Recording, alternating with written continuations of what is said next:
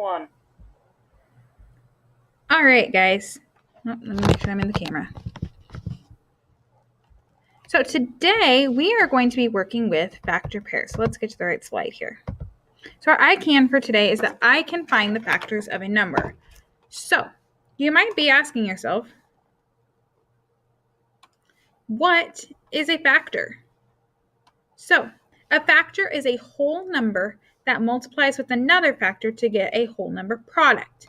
Now remember, a product is the answer to a multiplication problem. So you can say a factor times a factor equals a product. Okay, so let's grab a couple factors here. So let's say I could do 3 times 2. I know 3 times 2 equals 6. 3 is a factor, 2 is a factor, and 6 is the product. Okay, so a factor, 3, is a whole number. 3 is a whole number. I multiply it with another factor, 2, okay, to get a whole number product of 6. All right, so if I want to find the factors of a number, the great tool that I can use is a multiplication chart, which you have in the back of your math journal, and a T-chart. So let's say I want to find all of the factors of 6. Okay, I can use my math journal to do that, or my multiplication chart. So what you want to do, and I'm going to switch to a highlighter here, is I'm looking for where 6 occurs in this chart. So like I see it right here, okay? And I also see it here, okay? It's also here and there, okay? So let's look at those. The first factor that you always want to use, that is always a part of every single number, is the number 1. And I can see when I'm going straight across my rows, and again, I'm going to switch to a highlighter with just a different color. I see the 6 here. It's in the 1 row, so I'm going across from 1, and then when I go up, I hit 6. So my second factor is a 6. 1 times 6 equals 6. Okay? And then the next one that I have my 6 right here. So I'm going to look over. I go over to a 2 and up to the 3. So I know that 2 times 3 is 6. Now these other 6s that I have, let's check them out. I'm going to clear out some of my writing though. It's getting a little crazy over there.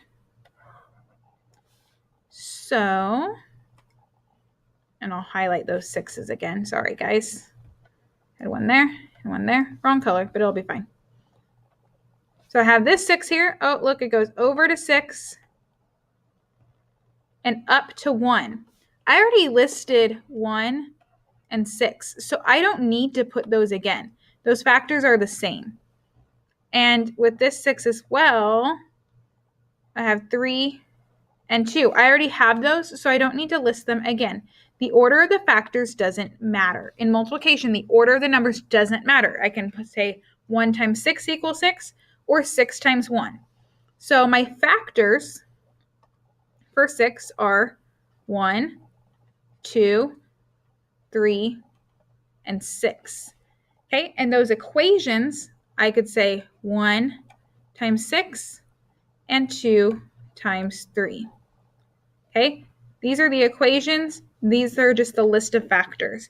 If something asks you for a factor pair, my pairs would be 1 and 6, because they go together in the equation to make 6, and 2 and 3.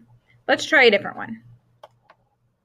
So let's say we're going to do the number, let's go with 12. Okay, I'm going to draw a T-chart.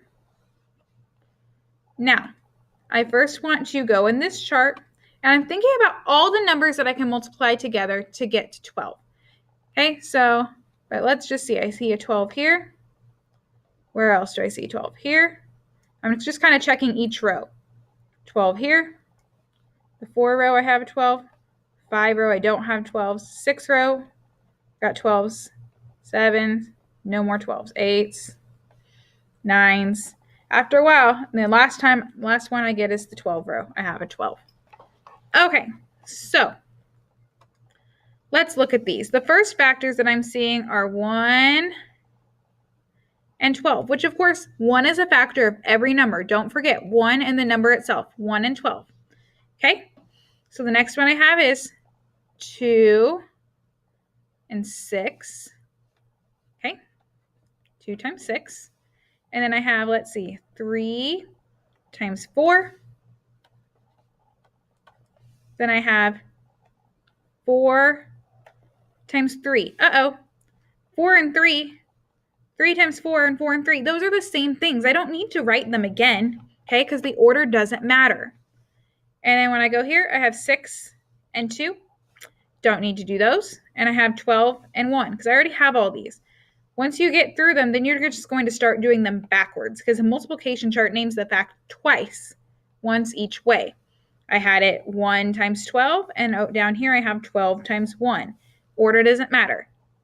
So my factor pairs are 1 and 12. Okay, so 1 times 12. 2 and 6, so 2 times 6. And 3 and 4, 3 times 4. Now I want you to notice when I'm looking at these factor pairs, I start at 1, 2, 3, and then it's 4, 6, 12. So the numbers go small to big, big to small. Okay? You always know that I'm done listing my factor pairs when the numbers of my last pair get really close together. Like right here I have 3 and 4, or they might even be the same. Okay? So when these numbers in the last set, they get really close together, they're either like 1 or 2 apart maybe, or even the same. That's kind of giving you the signal that you've gotten all of your factor pairs. If I look back at my last example for 6, the last set of factor pairs was 2 and 3. They're right next to each other. Okay, and let's find one more set. I'm just going to clear my board here. Oh, it's not going to give me my spray bottle. That's okay. We'll just do a quick erase like this. One more example, and I'm going to set you on your own. Let's do the number 16. Okay, so I'm going to go in this chart, and I'm going to look for the number 16. I check each row. First row, no 16s. Row number 2, I have 16.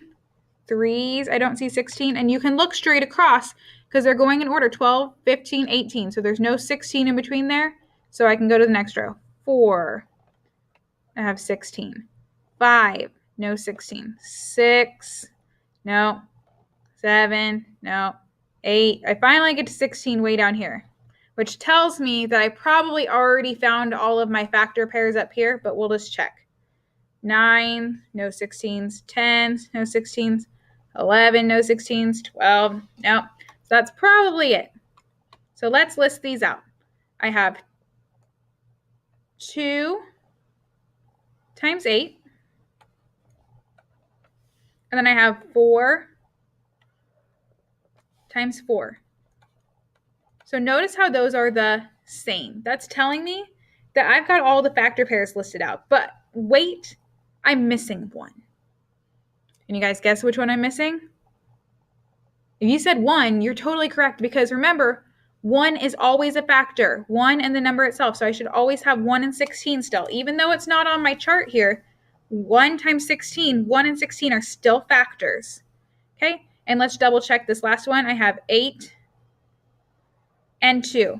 I already have those listed, so I don't need to do it again. So the factors of 16, I have 1 times 16, 2 times 8, and 4 times 4. Those are my factor pairs for 16. All right, nice job, guys. You're going to get to work on your independent work now.